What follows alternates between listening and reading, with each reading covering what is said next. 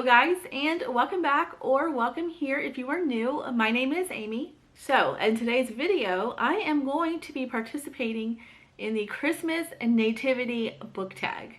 This is a tag that was put together mainly by Lou over at Christian Faith and Fiction, but some other members of our community actually helped to give ideas for some of the prompts. So I will go ahead and mention their channels too, and that would be Stacy from Christian Read and Classics, Holly from A Lovely Day with Holly, and Katie from Paperbacks and Ponytails. So all of them combined, they came up with this really fun Christmas nativity tag, and I cannot wait to do this. As soon as I heard that this was going to be a thing, like when we were all kind of talking about it, I was so excited, and I said, yes, I have to make time to do this tag, and it turned out even better than what I expected. It brings us back to what Christmas is truly about. So yes, that's what we're going to do today. I have a whole stack of books over here on the side, which you can't see, that I will be answering the questions with. So let's go ahead and get started.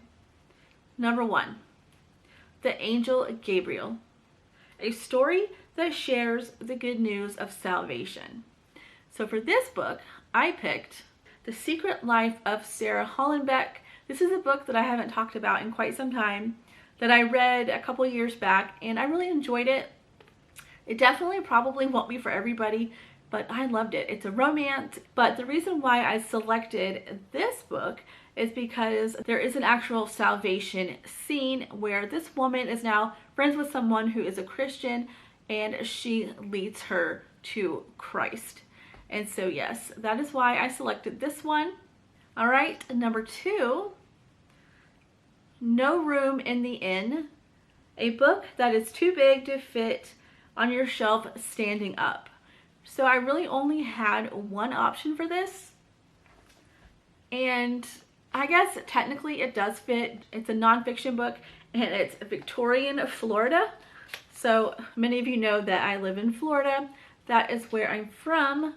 And so I just love history and finding out the history of places. And I don't know, I got this book at like a secondhand antique store, and it just has so many just like cool facts of places that I know of now and how they were then. And I don't know, I just think it's really cool. But it's my largest book, and so, you know, it fits, but it's pretty snug. But yes, so I went ahead and went with this one. Number 3, Wrapped in Swaddling Clothes, a book that gives you a cozy feeling. So for that question, I went with The White Christmas Inn. I mean, this is a Christmas tag after all. Disclaimer, all these books obviously are not going to be centered around Christmas. Some of them will. But this one is just such a cozy book, from the way that they describe the surroundings and just the people and the food and just the whole season. It's like a cup of comfort. I mean, this is such a quintessential Christmas comfort read. Okay, number 4, Manger, a main character with humble beginnings. So for that question, for that prompt, I went with Addie from The Librarian of Boone's Hollow. And the reason why she came to mind is because when this book starts off, Addie is in college and she is a junior. However, she was informed that her tuition has not been paid and she has no funds to pay it. Her dad had lost his job, and so they had to move out of their house. It was a whole thing. And so it was very humble beginning as far as like what happened in the beginning of the book. And so basically she had to leave school and go earn money for herself. So that is why I selected Addie. Number 5, The Heavenly Host Singing, a book with a musical theme. The book that comes to mind, maybe it's not necessarily the overall theme, but it's a big portion of the book. And that is A Love in a Little White Lie. Now, I've only read book 1 of this series, but book 2, book 3 definitely does involve maybe a little bit more music. I'm not sure, but this one for sure. So you have January. She is the main lead in this book, and she ends up taking a temporary job at a church. She befriends or dates someone named Cameron, and he is on the church's worship team, and he is also in a band himself. So there are a lot of references to worship music or just music in general, being in a band. And so that is why I selected this book. And you guys, this is one of my favorite books of the year, FYI. All right, moving right along. Number 6, Shepherds and Sheep, a story that contains an animal.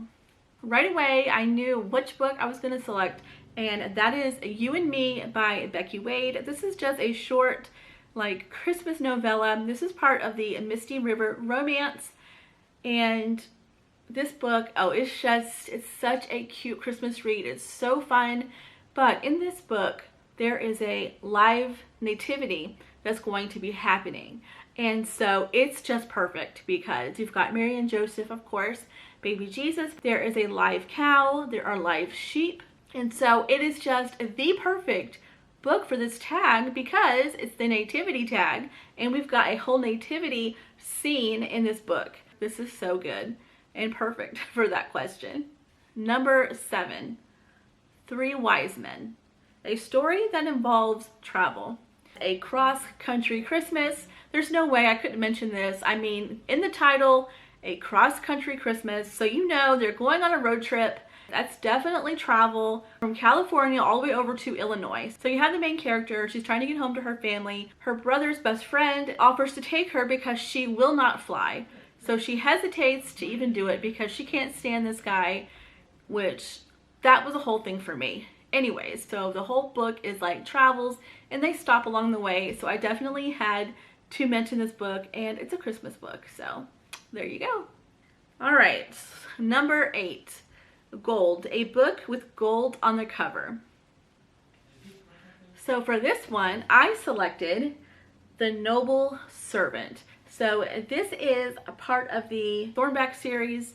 Now, I haven't read it. I've only read book 1 in the Thornback series. This is book 2, but I just love this cover. It's so pretty. So you have the Noble Servant in gold lettering, and then you just have different shades of like yellow or gold in the background. Isn't that a really pretty cover? So yes, that's why I selected this one. Number 9, Frankincense, a book that was gifted to you. This year I have been gifted several books, and I am so thankful. Because I can't mention every one, I will just mention the books. And I did pick 2, a regular one and a Christmas one. So the first one I will mention is Strands of Truth by Colleen Coble. I have read this, and I need to talk about this really soon. I really do. This was a good book. So this one. And then I also was gifted a Christmas book, and that is An Ivy Hill Christmas. Again, a very good book, and I've read this one as well. So yes, these are just 2 out of the many that I have received. So thank you all so much. All right, just a few more left. Number 10, Myrrh, a book that made you cry. There are several books in my collection that have made me cry, but there's one book that is just clearly stands out, and that is My Stubborn Heart by Becky Wade. This book just made me cry because there was just parts where, one part in particular, where somebody wants something and they feel like God is telling them no at that time, and that's a hard place to be. And so there's just, and that's just one example. There's several examples in this book that made me cry, but then at the same time, it just makes it so good and so like impactful. So I read this year. This is like a book that starts off in the fall and goes all the way and through to Christmas and like the winter. So this is a wonderful book. It's so good, but yes, it definitely made me cry. I also buddy read that book. All right, number 11, Mary and Joseph, a book with a big surprise. It's hard for me to say like a big surprise, but there was a twist in this book that now looking back, well, I don't want to say too much because I don't want to give it away, but yes, there was an element of surprise in this book. I will say that. And this is Colleen Coble's Beneath Copper Falls. This is my favorite book from her so far. So good. This is a great book to read in the winter. So just let me say that. If this book is on your TBR and as we're getting closer to winter, you've got to make this a priority. It's so good. All right, I think we've made it to the last question, number 12, and that is Jesus. The story with the most Christian content. For me, this question was so easy, and this is one of my all-time favorite books, and that is Redeeming Love by Francine Rivers. This book is just gold. Oh, which I guess there's gold on the cover here too. Anyways, this book is just so good. It is just, you can feel faith from the first page. Even in the darkest times, like, you still feel an underlining faith message that even in those hard, icky, ugly, horrible times, you know, God is still there. There's just so many faith elements to this book. Anyone who has a heart and soul would be affected by this book.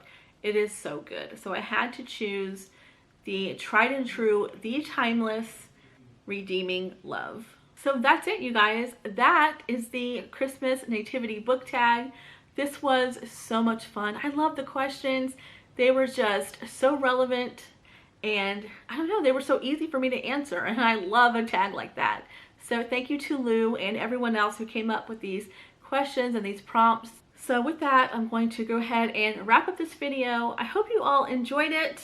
And the last prompt is to tag someone. I know that a lot of people have already been tagged, and I apologize. I did not go through the list to see. If you have not been tagged and you're watching this video, consider yourself tagged. All right, well, I'm going to go ahead and wrap it up. I hope everyone is having a wonderful holiday season. I should have another video out before Christmas, but if by some chance I don't, let me just wish you a Merry Christmas right now. So from our home to yours, we wish you all a very Merry Christmas. Love you guys.